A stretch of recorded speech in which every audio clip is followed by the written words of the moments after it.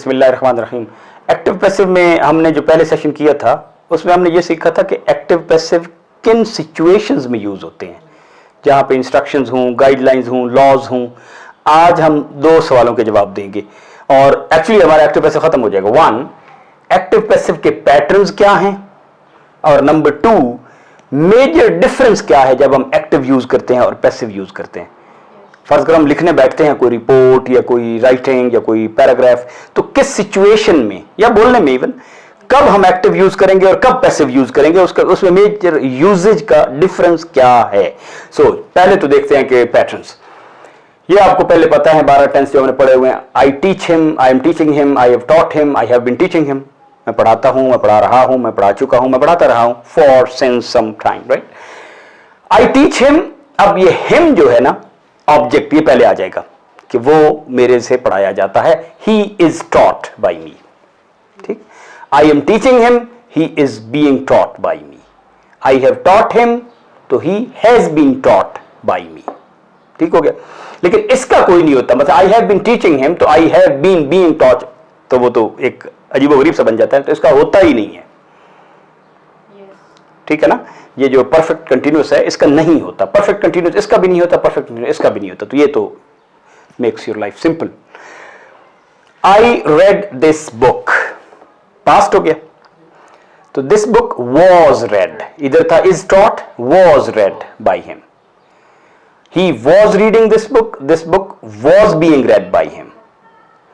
He had read this book had been read by him, और ये नहीं होता, ठीक। तो आगे चलते हैं। Future, we will finish this task, इस काम को हम खत्म कर लेंगे। This task will be finished by अस।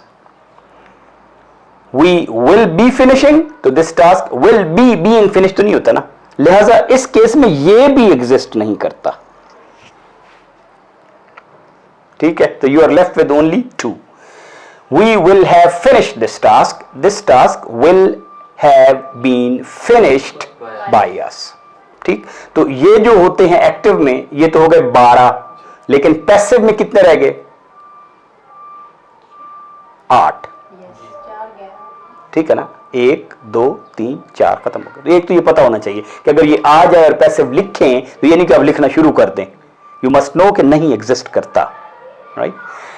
अब इससे पैटर्न क्या निकलता है? पैटर्न ये निकलते हैं, आप उसको देखेंगे ना कि अगर कहीं है ना आई एम डू काम कर रहा है तो is done by, do is done, did है तो was done by, will do will be done, ये एक पैटर्न है। दूसरा आईएनजी वाला, आईएनजी को इंग्लिश में कहते हैं जीरांड, जी यानी कि कंटिन्यूअस वाले, रहा है वाले। Is doing is being done, was doing was being done by, has done has been done, और had done had been done. और एक तो आप ये देख रहे हैं कि इसमें throughout past participle form ही यूज होती है, ये third form do did done तीसरी फॉर्म यूज होती है। कैसे पता चलता है कि आई रीड दिस बुक ते I had read this book? देखने में तो एक जैसी है, लेकिन तीसरी फॉर्म से पहले कोई ना कोई हेल्पिंग वर्ब आएगा, राइट। तो इसलिए इसमें हेल्पिंग वर्ब तो आना ही आना है, राइट। तो कौन सा हेल्पिंग वर्ब आना है, तो ये आपको अब आइडिया हो गया। ये जो साफ हैं मुतलिक इंडेफिनिट के, उनमें is done was done will be done, और आईएनजी वाले is being done was being done, और हैज बीन डन और हैड बीन डन, ठीक। एक तो ये पैटर्न पता चल गया। एक ये पैटर्न पता चला कि ऑलवेज थर्ड फॉर्म।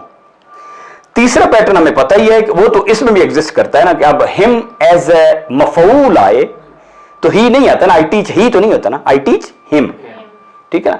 इसी तरह दिस बुक तो दिस बुक ही रहेगा, लेकिन वी तो इधर आके अस, तो I turns into me, we into us, he into him, she into her, and they into them. अब तीसरी बात जो आखिरी हमारा क्वेश्चन था ना दूसरा, कि की डिफरेंस क्या है, कब ये इस्तेमाल करना है और कब ये इस्तेमाल करना है। की डिफरेंस ये है कि जब जोर काम करने वाले पे हो, एम्फेसिस, कि आप किसको ज्यादा प्रोनाउंस कहना चाहते हैं, कि ऐसे जोर किस बात पे आपका बात करते हुए, काम करने वाले पे जोर है तो ये इस्तेमाल होगा, ही रेड दिस बुक, ठीक। जब इस बात पे जोर है मफऊल पे, जिस पे काम किया गया है, तो फिर ये इस्तेमाल करना है। मिसाल के तौर पे this task will be finished by अस, तो जोर दिस टास्क पे है, ठीक है ना। This book was being red, मैंने ये किताब पढ़ी थी, ठीक है ना। तो इधर है ही वॉज रीडिंग, वो ये किताब पढ़ रहा था। तो जोर काम करने वाले पे हो तो ये लगता है, ठीक है, लेकिन जोर मफऊल पे हो तो फिर ये लगाना है। ये बेसिक यूजेज का डिफरेंस है और ये बेसिक हमारे पैटर्न्स है। तो एक्चुअली हमारे एक्टिव पैसिव खत्म हो गए। रेस्ट इज प्रैक्टिस, प्रैक्टिस के बगैर कुछ नहीं होता। याद आपको प्रैक्टिस से होंगे।